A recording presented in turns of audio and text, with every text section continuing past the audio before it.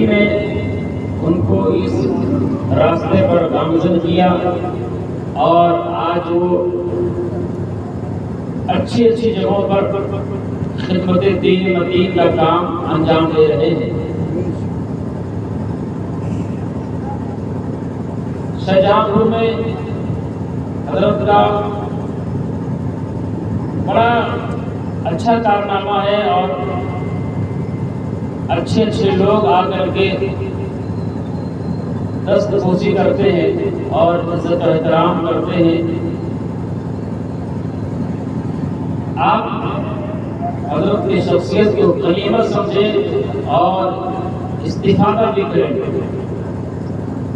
کسی چیز کی اہمیت اسی وقت معلوم ہوتی ہے جب وہ چیز ہماری نظروں سے اوجھل ہو جاتی ہے، بعد میں ان کو پچھتاوا ہوتا ہے، کاش ہم قدر کر لیتے، احترام کر لیتے، کچھ فائدہ حاصل کر لیتے۔ لیکن یہ آپ خوش نصیب ہیں جو علماء آ کر کے آپ کو بتاتے ہیں۔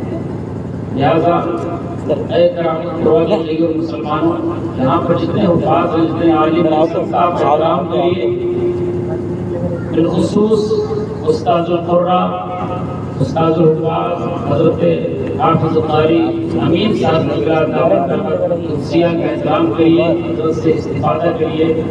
ان سے ہر معاملات میں آپ مشورہ لیجیے، مفید مشورے سے آپ انشاءاللہ مستفید فرمائیں گے۔ بہت ساری باتیں آپ حضرات نے سر شام سے لے کر اب تک سماعت کی، نعت و منقبت تقریریں بھی آپ حضرات نے سماعت کی۔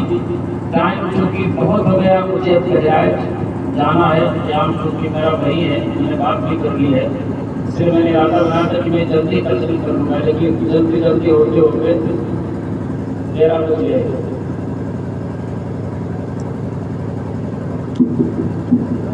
عزیزان گرامی قدر، ایک حدیث پاک سماعت فرمائے، اللہ کے نبی صلی اللہ علیہ وسلم ارشاد فرماتے ہیں، زینوا مجالسکم بالصلاۃ علیہ فإن صلاتکم نور لکم یوم القیامہ۔ سبحان اللہ، اللہ کے نبی ارشاد فرماتے ہیں کہ اے لوگوں، تم اپنی مجلسوں کو، اپنے محافل کو، میلاد کو سجاؤ، آراستہ کرو، حسین بناؤ، جمیل بناؤ، خوبصورت بناؤ، اچھا بناؤ، سنوارو، کیا کر کے؟ مجھ پر درود پڑھ کے۔ سبحان اللہ، مجھ پر درود پڑھ کے۔ اور جب تم مجھ پر درود پڑھو گے، نبی فرماتے ہیں یہ تمہارا درود پڑھنا کل قیامت کے دن جب نفسا نفسی کا عالم ہوگا، کوئی کسی کا کام نہیں آئے گا۔ ماں جو ہے بیٹے سے بھاگے گی، بیٹا ماں سے بھاگے گا، بیٹا باپ سے بھاگے گا، باپ بیٹے سے بھاگے گا، نفسا نفسی کا عالم ہوگا۔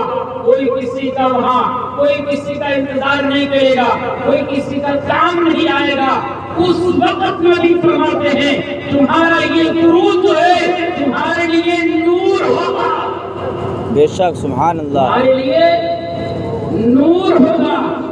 حدیث پاک کو آپ نے سماعت کر لیا ہے، اب آئیے پوری توجہ مدینہ طیبہ کی جانب لگا کر کے نبی پاک صلی اللہ علیہ وسلم کی بارگاہ میں درود شریف کا نذرانہ پیش کرے۔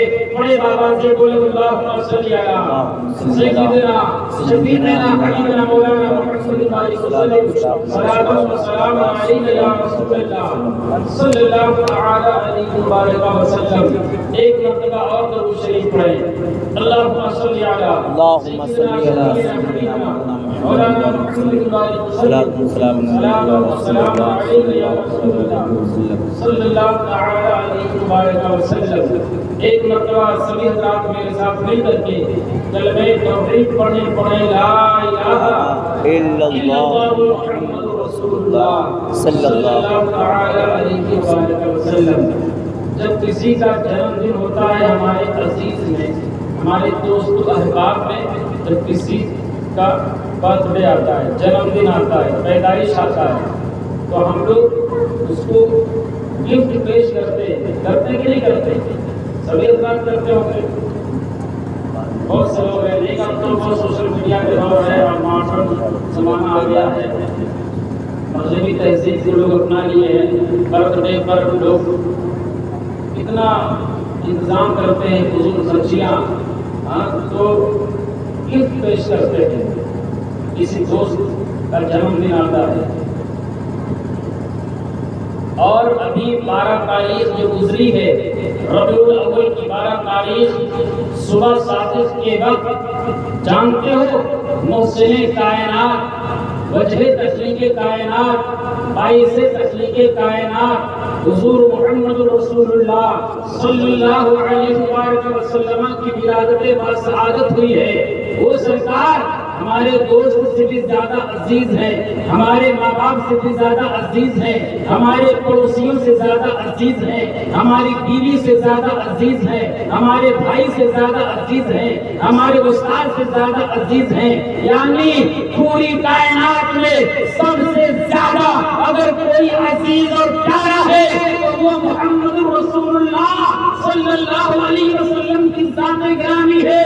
جب آپ اپنے دوست کے جنم دن پر گفٹ پیش کرتے ہیں تو جو سب سے عزیز ہیں ان کا جب جنم دن آیا ہے تو ہمیں اور آپ کو بھی چاہیے کہ ان کی بارگاہ میں ہم گفٹ پیش کریں۔ گفٹ کیا پیش کریں گے؟ میں آپ کو بتاتا ہوں، آپ صرف 10 سیکنڈ کے لیے اپنے ہاتھ کو اٹھائیے اور درود کی شکل میں نبی کی بارگاہ میں آپ گفٹ پیش کریے۔ جو میں پڑھاتا ہوں وہ پڑھیے، ہاتھوں کو اٹھا کر کے کہو الصلاۃ والسلام علیکہ یا رسول اللہ، الصلاۃ والسلام علیکہ یا حبیب اللہ، الصلاۃ والسلام علیکہ یا نبی اللہ صلی اللہ تعالی علیہ وسلم۔ یہ درود شریف بہت سارے لوگ اس ہندوستان میں ایسے بھی لوگ پیدا ہوئے جو درود شریف پر اعتراض کیے، یا رسول اللہ پر اعتراض کیے، یا رسول اللہ کہنا بدعت ہے، حرام ہے، شرک ہے، معاذ اللہ۔ لوگ پریشان ہو گئے۔ اعلیٰ حضرت عظیم البرکت مجدد دین و ملت الشاہ امام احمد رضا خان فاضل بریلوی لقد رضی اللہ عنہ اپنے مانگنے والوں کو فرماتے ہیں، اے لوگو جب یہ یا رسول اللہ کہنے پر شرک و بدعت و حرام کا فتویٰ چلے تو اعلیٰ حضرت فرماتے ہیں کہ خیز میں جل جائیں بے دینوں کے دل، یا رسول اللہ کی کثرت کیجئے۔ اعلیٰ حضرت فرماتے ہیں کہ جب یہ منع کرے تو تم کہو یا رسول اللہ المدد یا حبیب اللہ، یعنی مجلس میں رہو تبھی کہو یا رسول اللہ، میلاد میں رہو کہو یا رسول اللہ، محفل میں رہو کہو یا رسول اللہ، گھر میں جاؤ کہو یا رسول اللہ، دکان میں جاؤ کہو یا رسول اللہ، اپنے بچوں کو کہو یا رسول اللہ، اپنی بہنوں کو، اپنی بیویوں کو کہو، سیریل کی جگہ پر یا رسول اللہ کی صدائیں بلند کرے۔ جب آپ بستر پر جاؤ اور کہو الصلاۃ والسلام علیکہ یا رسول اللہ، صبح جب آپ اٹھو الصلاۃ والسلام علیکہ یا رسول اللہ۔ اعلیٰ حضرت فرماتے ہیں کہ یہ ان کے سامنے کثرت سے پڑھو، یہ چلیں ان کو چلنے دو، یہ پریشان ہو ان کو پریشان ہونے دو، یہ تکلیف میں ہو ان کو تکلیف میں ہونے دو۔ تم کثرت سے کہو یا رسول اللہ، یا رسول اللہ کے نعرے سے جس کو پیار ہے، جس نے یہ نعرہ لگایا اس کا بیڑا پار ہے۔ سبحان اللہ، نعرہ تکبیر، نعرہ رسالت، جشن عید میلاد النبی، مسلک اعلیٰ حضرت حضور تاج الشریعہ، نعرہ تکبیر، نعرہ رسالت۔ یا رسول اللہ یہ نعرے سے جس کو پیار ہے، جس نے یہ نعرہ لگایا اس کا بیڑا پار ہے۔ محبت سے کہہ دو یا رسول اللہ، یا رسول اللہ، ہاتھوں کو اٹھا کر کہہ دو یا رسول اللہ، یا رسول اللہ، یا حبیب اللہ، یا حبیب اللہ۔ جشن عید میلاد النبی صلی اللہ علیہ وسلم جو ٹائٹل ہے، اس پر انشاءاللہ گفتگو کریں گے۔ عزیزان گرامی قدر،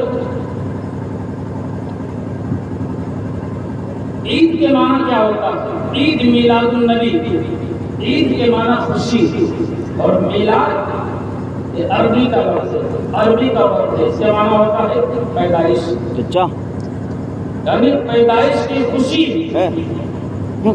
ہمارے گھر میں جب بچہ پیدا ہوتا ہے تو ہم خوش ہوتے ہیں کہ نہیں خوش ہوتے ہیں؟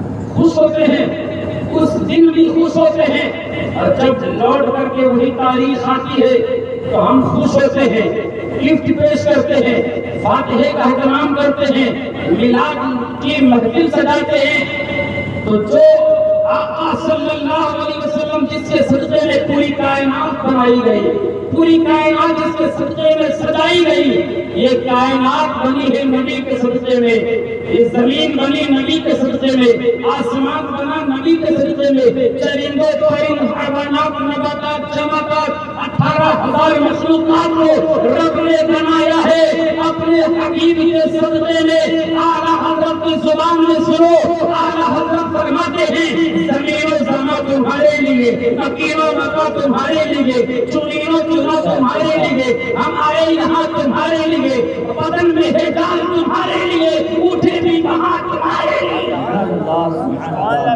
اٹھے بھی وہاں تمہارے لیے، پوری کائنات یہ بنی ہے نبی کے صدقے میں، بے شک سبحان اللہ، پوری کائنات یہ بنی نبی کے صدقے میں۔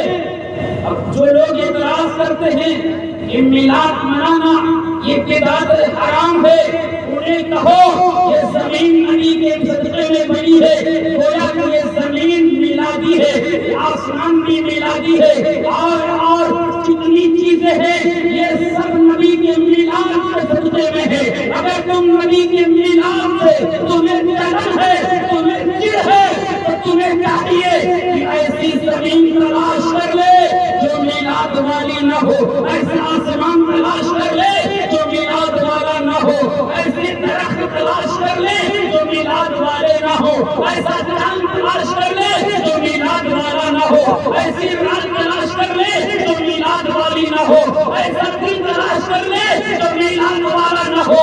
اگر یہ زمین کے اوپر رہنا ہے تو تجھے کہنا پڑے گا کہ حشر تک ڈالیں گے ہم، پیدائش ہے دولت کی دور، جب اس سے پار خلق کے پیرے پیاتے جائیں گے، خاک کھل جائے ادو جل کر مگر ہم کو رضا، تم نے جب دم ہے ذکر ان کا سناتے بے شک سبحان اللہ ماشاء اللہ، ذکر ان کا سناتے جائیں گے۔ عزیزان گرامی قدر، تو یہ پوری کائنات نبی کے میلاد کے صدقے میں، کہتے ہیں کہ میلاد صحابہ نے نہیں منائی، نہ تابعین نے، سرکار دو عالم صلی اللہ علیہ وسلم موجود ہے، جنم دن آیا کسی صحابی نے نہیں، وہ ان کی کم بختی ہے، محرومی ہے، بدبختی ہے، ان کو وہ حدیث ملی ہی نہ، اگر ملی بھی ہوگی تو جو گستاخ ہوتا ہے اس کا دل سیاہ ہو جاتا ہے۔ ہم بہت بڑے خوش نصیب ہیں کہ الحمدللہ کہ ہماری قسمت میں ہے کہ ہم محافل کو سجاتے ہیں، محافل کو سجاتے ہیں، نبی کی میلاد مناتے کرتے ہیں۔ صحابہ نے بھی نبی کے میلاد کیا ہے، نظم کے ذریعے سے، نثر کے ذریعے سے۔ آپ اگر تاریخ کا مطالعہ کریں گے اور صحابہ ہی نہیں بلکہ نبی کی میلاد یہ سنت الہیہ ہے، سنت الہیہ۔ اللہ رب العزت نے نبی کے میلاد، نبی کی پیدائش، نبی کے آمد کا ذکر فرمایا۔ عالم ارواح میں رب تبارک و تعالیٰ نے ساری روحوں کو جمع کرنے کے بعد رب نے پوچھا الست بربکم، کیا میں تمہارا رب نہیں ہوں؟ قالوا بلا، سارے لوگوں نے کہا کیوں نہیں پروردگار تو میرا رب ہے۔ رب تبارک و تعالیٰ نے ایک دوسرا اجتماع کیا، اس دوسرے اجتماع میں انبیاء کرام ہی موجود ہے۔ رب تبارک و تعالیٰ نے انبیاء کرام سے وعدہ کیا، رب نے فرمایا اے میرے نبیوں، میرا محبوب ہے، ایک میرا پیارا ہے محمد رسول اللہ، وہ آخر میں آئے گا، تمہارے آخر میں آئے گا، جب تائید کرنی ہے، ان کی مدد کرنی ہے، ان کی نصرت کرنی ہے۔ سارے نبیوں کے سامنے رب تبارک و تعالیٰ نے اپنے پیارے حبیب کا ذکر کیا، محفل میلاد پاک نبی کی آمد کا ذکر کیا۔ عزیزان گرامی قدر، حضرت آدم علیہ السلام آئے، انہوں نے اپنی امتیوں کے سامنے نبی پاک صلی اللہ علیہ وسلم کی آمد کا تذکرہ کیا۔ ان کے بعد حضرت شیش کا جب زمانہ آیا، حضرت آدم کے بیٹے حضرت شیش، دوسرے پیغمبر کا نام حضرت شیش علیہ السلام۔ سبحان اللہ، الحمدللہ ہم کو نصیب ہے دوسرے جو پیغمبر حضرت شیش علیہ السلام، یہ ہمارے ایودھیا کریم جو ہے نا فیض آباد، راجہ قول کے مطابق اکثر لوگوں کے قول کے مطابق ان کی جو قبر ہے مزار شریف یہی ہے۔ سبحان اللہ، بہت سارے لوگ وہاں گئے ہیں، ہم نے بھی کوشش کیا، لیکن چونکہ کچھ ایسے پروٹوکول تھے جو جا نہیں سکا۔ اللہ ہم سب کو وہاں حاضری کی توفیق عطا فرمائے۔ یہ پیغمبر لے کے ہوئی ہے، سبحان اللہ، الحمدللہ۔ تو یہ دوسرے پیغمبر حضرت آدم علیہ السلام نے فرمایا کہ اے بیٹے، تم کو کوئی پریشانی آئے اپنی امتیوں کے سامنے اس نبی آخر زمان صلی اللہ علیہ وسلم کی آمد کا تذکرہ کرنا، اگر وہ تمہارے درمیان میں آ جائے تو تائید و نصرت کرنا۔ الغرض یہ کہ سارے نبیوں نے اپنی اپنی امتوں کے سامنے نبی پاک صلی اللہ علیہ وسلم کا میلاد پڑھا ہے، سارے نبیوں نے پڑھا ہے۔ حضرت ابراہیم علیہ السلام جو جد الانبیاء ہیں، اللہ رب العزت نے حضرت ابراہیم علیہ السلام کو کہا وحی کے ذریعے سے کہ کعبہ کی از زیر نو تعمیر کی جائے۔ کعبہ کی تعمیر کے لیے جب حکم ہوا، حضرت ابراہیم علیہ السلام اپنے بیٹے اسماعیل علیہ السلام کو ساتھ میں لیتے ہیں اور کعبہ کی تعمیر کے لیے آپ تیار ہوتے ہیں۔ حضرت جبریل امین نے نقشہ کھینچ دیا، چونکہ طوفان نوح میں نقشہ مل گیا تھا۔ تقریباً 10 مرتبہ کعبے کی تعمیر ہوئی ہے۔ حضرت ابراہیم علیہ السلام جب کعبے کی تعمیر کے لیے جب آپ وہاں تیار ہوتے ہیں، اس وہاں مٹی نہیں تھی، پتھر کو توڑتے ہیں، کون؟ پیغمبر توڑتے ہیں۔ حضرت ابراہیم علیہ السلام پیغمبر ہے، حضرت اسماعیل علیہ السلام آپ کے ساتھ میں ہیں۔ حضرت عزیزان گرامی قدر، حضرت ابراہیم نے کسی کو مزدوری کے لیے تلاش نہیں کیا، بلکہ کعبہ بنانے کے لیے حضرت ابراہیم علیہ السلام خود مزدور بن جاتے ہیں، مزدور بن جاتے ہیں اور 25 دن کے اندر کعبہ بنا کر تیار کر دیتے ہیں۔ سبحان اللہ، سبحان اللہ۔ ابھی کعبہ مکمل ہی ہونے والا تھا، مکمل ہی ہونے والا تھا، کچھ باقی تھا۔ حضرت ابراہیم علیہ السلام نے رب کی بارگاہ میں دعا کی، مولا ربنا تقبل منا انک انت السمیع العلیم۔ اے پروردگار عالم، ہماری اس محنت کو، ہماری اس مزدوری کو اپنی بارگاہ میں قبول فرما، اور تو سننے والا ہے، تو جاننے والا ہے۔ عزیزان ملت اسلامیہ، حضرت ابراہیم خلیل اللہ نے یہ دعا کی، اور اس کے بعد حضرت ابراہیم نے ایک دعا یہ بھی کی، اے اللہ اس نبی کو ہمیں میں بھیج دے، اور تاکہ یہاں کچھ آبادی ہو جائے۔ کئی آیتیں ہیں، بہت ساری دعائیں حضرت ابراہیم علیہ السلام نے کی۔ حضرت ابراہیم علیہ السلام کی دعا، اللہ کے نبی نے فرمایا کہ میں حضرت ابراہیم علیہ السلام کی دعا بن کر آیا ہوں، بشارت عیسیٰ ہو۔ اس طرح کی باتیں ہیں، تو کہنے کا مطلب یہ ہے کہ حضرت ابراہیم نے بھی نبی کے میلاد کا ذکر کیا، حضرت عیسیٰ علیہ السلام نے بھی کیا، اور صحابہ نے بھی کیا۔ تو نبی کی میلاد یہ منانا، یہ سنت الہیہ ہے، سنت انبیاء ہے، سنت صحابہ ہے، سنت صحابہ۔ عزیزان ملت اسلامیہ، حضرت حسان بن ثابت یہ کس طرح نبی کی میلاد پڑھ رہے ہیں؟ کہتے یا رسول اللہ احسن منک لم تر قط عینی واجمل منک لم تلد النساء۔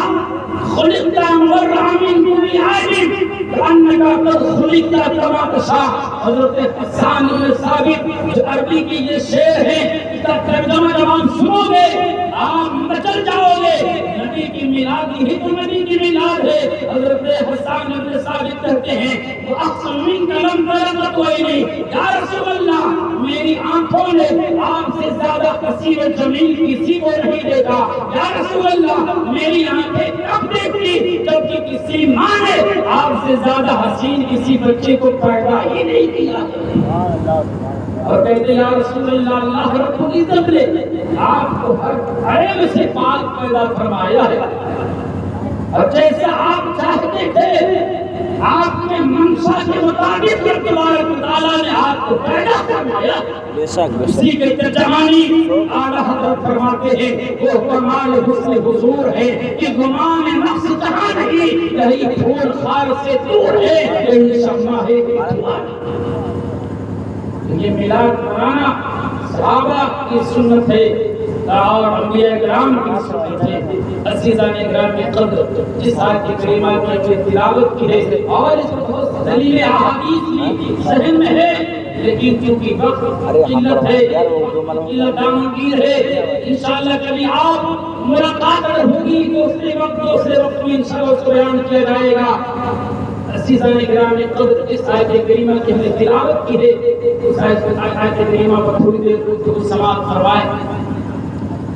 اللہ رب العزت ارشاد فرماتا ہے قد جاءکم من اللہ نور و کتاب مبین، حقیقت کی آیا تمہارے پاس اللہ کی طرف سے ایک نور اور ایک روشن کتاب۔ بے شک رئیس المفسرین حضرت عبداللہ بن عباس فرماتے ہیں کہ نور سے مراد یہاں سرکار کی ذات ہے اور کتاب مبین سے مراد قرآن کریم قرآن حکیم ہے۔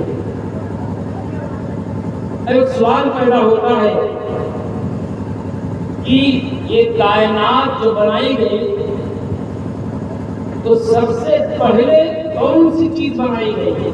سوال پیدا ہوتا ہے زمین بنی، آسمان بنا، چاند ستارے دریا جھرنے نالے ساری چیزیں، تو سب سے پہلے کس چیز کو پیدا کیا گیا، کس چیز کو بنایا گیا؟ آپ کے ذہن میں سوال آ سکتا ہے، سب کے ذہن میں سوال آ سکتا ہے کہ پہلے کس چیز کو بنایا گیا؟ یہی ذہن لے کر کے ایک سوال لے کر کے ایک صحابی جن کا نام حضرت جابر بن عبداللہ ہے نبی کی بارگاہ میں پہنچتے ہیں، کہتے یا رسول اللہ اللہ رب العزت نے سب سے پہلے کس چیز کو پیدا فرمایا؟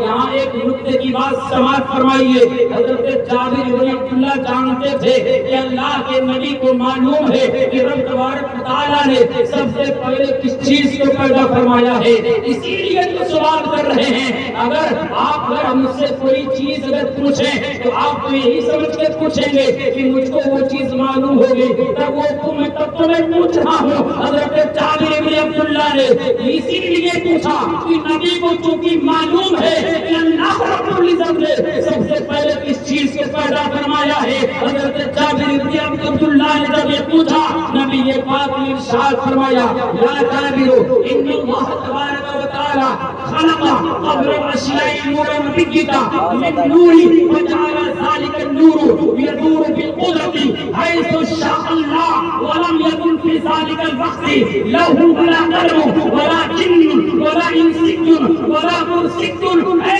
جابر بن عبداللہ اللہ رب العزت نے سب سے پہلے تیرے نور کو اپنے نور تیرے نبی کے نور کو اپنے نور سے پیدا فرمایا، اور اس نور کو رب نے پیدا فرمانے کے بعد جہاں چاہا وہاں وہ نور دور کرتا رہا، وہاں وہ نور رب نے اس نور کو رکھا۔ اس وقت نہ لوح نہ قلم نہ عرش نہ کرسی نہ زمین نہ آسمان کسی چیز کا وجود نہیں تھا۔ اسی کی ترجمانی بریلی کے تاجدار کرتے ہیں وہ جو نہ تھے تو کچھ نہ تھا، وہ جو نہ ہو تو کچھ نہ ہو، جان ہے وہ جان بھی، جان ہے تو جہان، جان ہے تو جہان، بے شک سبحان اللہ۔ سب سے پہلے میرے نبی پاک صلی اللہ علیہ وسلم کے نور کو پیدا فرمایا، اس نور کو قرب خاص میں رکھا۔ اس کی طویل یہ حدیث ہے، لمبی حدیث ہے، کئی جگہ اس نور کو رکھا گیا، 12,000 یہاں، 12,000 اس جگہ، 12,000 اس جگہ، اس طرح۔ خیر میں تفسیر میں نہ جا کر کے اللہ رب العزت کو جب یہ منظور ہوا کہ اس نور کو دنیا کے سامنے پیش کیا جائے تو اس کے لیے اللہ رب العزت نے حضرت آدم علیہ السلام کا پتلا تیار کروایا۔ کہ تو سبحان اللہ، حضرت آدم علیہ السلام کا پتلا تیار ہو گیا۔ حضرت آدم علیہ السلام کے پشت میں اس نور کو رب نے رکھ دیا۔ اب حضرت آدم علیہ السلام کے پیچھے فرشتے اس نور کی زیارت کر رہے ہیں۔ حضرت آدم نے عرض کیا، مولا یہ فرشتے میرے پیچھے کیا کر رہے ہیں، میرے پیچھے کیا کر رہے ہیں؟ رب نے فرمایا میرے محبوب کے نور کی زیارت کر رہے ہیں۔ حضرت آدم علیہ السلام نے عرض کیا، مولا اس نور کو پیشانی میں رکھ دیا جائے، پیشانی میں رکھ دیا جائے تاکہ آگے سے اس نور کی زیارت کرے۔ حضرت آدم کی پیشانی میں نور محمدی کو رکھ دیا گیا۔ حضرت آدم علیہ السلام کے اندر بھی تمنا پیدا ہوئی، آپ کے اندر بھی خواہش پیدا ہوئی، آپ کے دل کے اندر بھی آرزو پیدا ہوئی، پروردگار ہم اس نور کو دیکھنا چاہتے ہیں۔ رب تبارک و تعالیٰ نے اس نور کو حضرت آدم علیہ السلام کے انگوٹھے میں ظاہر کروا دیا۔ جیسے حضرت آدم نے دیکھا فوراً انگوٹھے کو چوم لیتے ہیں۔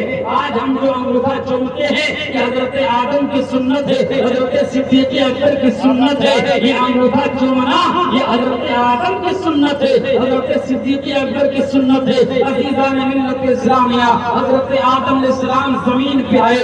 حضرت آدم علیہ السلام کی جو پیشانی ہے یہ آفتاب و ماہتاب کی طرح یہ چمک رہی ہے۔ حضرت آدم جدھر جاتے ہیں نور محمدی کی جلوہ گری ہوتی ہے، جدھر جاتے ہیں نور محمدی کی جلوہ گری ہوتی ہے۔ حضرت آدم علیہ السلام کے بعد وہ نور منتقل ہو کر کے حضرت شیش کی پیشانی میں آتا ہے۔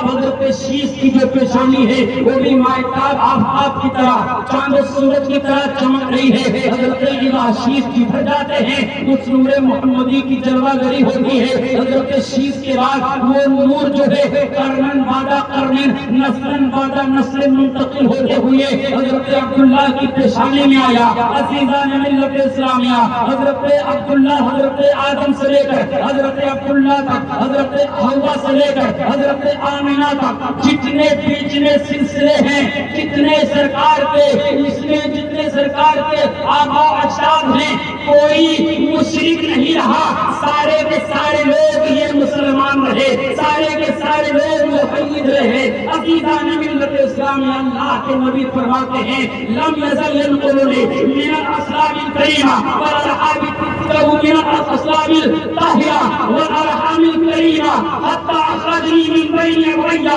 نبی فرماتے ہیں کہ اللہ رب العزت نے مجھے پاک ظلموں سے پاک رتبوں میں منتقل فرمایا، یہاں تک کہ رب نے مجھے میرے ماں باپ کے ذریعے سے پیدا فرمایا۔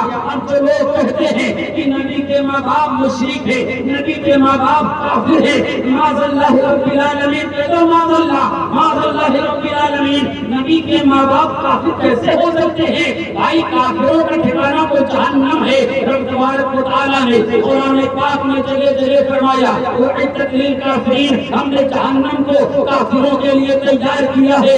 اور جانتے ہو اگر نبی کے ماں مشرک ہے تو مشرک کا ٹھکانہ کہاں ہے؟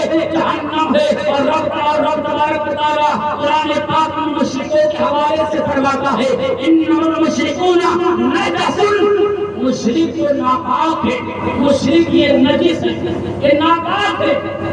تو کیا جہنم کی آگ کے اندر اتنی طاقت ہے، اتنی اس کے اندر ہمت ہے جو نبی کے والدین کو جلا سکے، نبی کے والدین کو وہ چھو سکے؟ قطعی نہیں۔ ایک مثال سے آپ سمجھو، حضرت انس رضی اللہ تعالیٰ عنہ صحابی رسول ہیں، ان کی بارگاہ میں کچھ لوگ مہمان بن کر کے آئے، کچھ تابعی آئے اور کچھ صحابہ آئے۔ سبحان اللہ، مہمان بن کر کے آئے، کھانے کا اہتمام کیا جا رہا ہے، دسترخوان جو دسترخوان ہے وہ میلا ہے، کچیلا ہے۔ حضرت انس نے اس دسترخوان کو جلتے ہوئے تنور میں ڈال دیا، آگ میں ڈال دیا۔ لوگوں نے حیرت سے دیکھا اور کہا کہ اے انس بن مالک، یہ کیا کر رہے ہو؟ تندور کا کام تو جلانا ہے، پانی کا کام دھلنا ہے، یہ تو جلا کر کے آگ جو ہے دسترخوان کی جل جائے گا، پانی کا کام دھلنا ہے، آگ کا کام جلانا ہے۔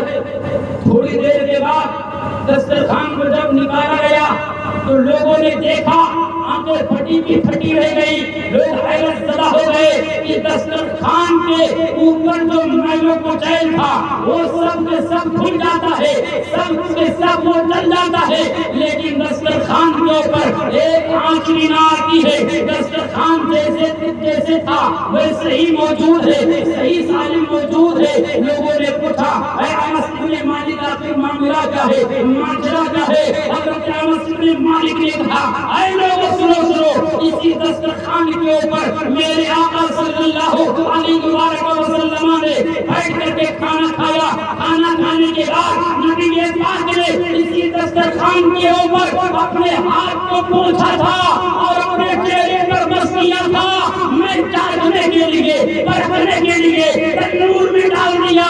قسم خدا کی جس نبی پاک کا ہاتھ اس دسترخوان پر لگ گیا ہے، اب دنیا کی آگ کے اندر اتنی طاقت نہیں ہے جو اس دسترخوان کو دسترخوان کو چلا سکے۔ ارے جس دسترخوان پہ اور دسترخوان بے جان چیز، کسی بے جان چیز کے اوپر نبی کا ہاتھ رکھ جائے کہ دنیا کی آگ اس کو جلا نہ سکے، کیونکہ شرم مادر میں میرا محبوب اللہ کے نبی صلی اللہ علیہ وسلم 9 مہینے رہے ہو، کیا اس ماں کو، ماں باپ کو نبی کے جہنم کی آگ جلا سکے گی؟ قطعی طور پر جلا نہیں سکے گی۔ ہمارا عقیدہ ہے کہ نبی کے ماں باپ کیا ہے، مسلمان ہیں، جنتی ہیں، جو سبحان اللہ۔ عزیزان گرامی، خود 12 ربیع الاول کی جب تاریخ آتی ہے، صبح صادق کا وقت، اللہ کے نبی صلی اللہ علیہ وسلم اس خاکدار عیدی پر تشریف لاتے ہیں۔ حضرت آمنہ فرماتی ہے کہ جب میرا بچہ میرے پیٹ میں آیا مجھے احساس بھی نہ ہوا، مجھے شعور بھی نہ ہوا۔ جب عورتیں حاملہ ہوتی ہیں تو انہیں تکلیف بہت زیادہ ہوتی، درد کا احساس اٹھنے بیٹھنے میں 2-3 جیسے مہینہ بڑھتا جائے گا، جب 5, 6, 7 مہینہ ہو جاتا ہے، 9 مہینہ کے قریب ولادت کے وقت عورتیں بہت زیادہ پریشان ہوتی ہیں، حیران ہوتی ہیں، چلنے پھرنے میں، اٹھنے بیٹھنے میں اور تکلیف ہوتی ہے۔ لیکن حضرت آمنہ فرماتی ہے کہ مجھے ذرہ برابر احساس نہ ہوا، مجھے تکلیف نہ ہوئی۔ میں نے صرف غور کیا، سوچا، سرچ کیا تو میں اس نتیجے پر پہنچا کہ تکلیف اس وقت ہو جب کوئی بوجھ ہو نا، تب ہو۔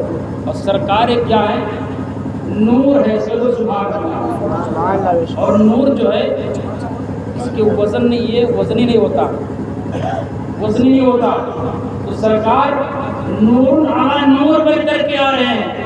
یہی ہے وجہ کہ حضرت آمنہ کو تکلیف نہیں ہوئی، انہیں درد کا احساس نہ ہوا، اور فرماتی ہے کہ وضع حمل کے وقت جو ہے مجھے ذرہ برابر ہے تکلیف اور احساس کچھ نہیں ہوا۔ حضرت آمنہ فرماتی ہے کہ اللہ کے نبی صلی اللہ علیہ وسلم کی جب ولادت طیبہ ہوئی، میں نے کیا دیکھا کہ 3 جھنڈا نصب ہے، ایک مشرق میں، ایک مغرب میں، اور ایک خانہ کعبہ کے اوپر۔ آج جھنڈے بھی لوگ اعتراض کرتے ہیں، بہت ساری باتیں جو کہ میں نے بالکل سمیٹ کے دیا ہے اور بیچ بہت ساری باتیں چھوڑ دیا۔ تو حضرت آمنہ فرماتی ہے کہ میں 3 جھنڈے دیکھا، ایک مشرق میں، مغرب میں اور خانہ کعبہ کے اوپر۔ حضرت آمنہ فرماتی ہے کہ میں نے شام کے محلات بھی دیکھ لی، اتنی روشنی پھیلی کہ شام کے محلات بھی نظر آ گئے، سبحان اللہ، سبحان اللہ۔ حضرت صفیہ فرماتی ہے کہ میں نے دیکھا کہ اللہ کے نبی ناک بریدہ پیدا ہوئے، آنکھوں میں سرما لگائے ہوئے ہیں۔ اللہ کے نبی جب پیدا ہوئے تو آپ کو ٹیکے ہوئے تھے۔ اس سے پتہ چلا کہ اس سے یہ بتانا چاہتے ہیں کہ ہم جو آئے دنیا میں بے اختیار نہیں بلکہ با اختیار ہو کر کے آئے۔ سبحان اللہ۔ اور اللہ کے نبی جو دنیا میں آئے سب سے پہلے آپ نے کلام فرمایا. آپ نے فرمایا حضرت آمنہ فرماتی ہے اللہ کے نبی نے فرمایا لا الہ الا اللہ انی رسول اللہ، لا الہ الا اللہ انی رسول اللہ، نہیں ہے کوئی معبود بے شک اللہ کا رسول ہے. اللہ کا رسول بن کر کے آیا ہوں. کہاں ہیں وہ لوگ جو کہتے نبی کو 40 سال کی بعد نبوت ملی ہے؟ اللہ کے نبی پیدا ہو رہے ہیں اور اپنی نبوت و رسالت کا اعلان فرما رہے ہیں. پہلے سجدے کے روزے ازل پہ درود یادگار امت میرا کو سلام.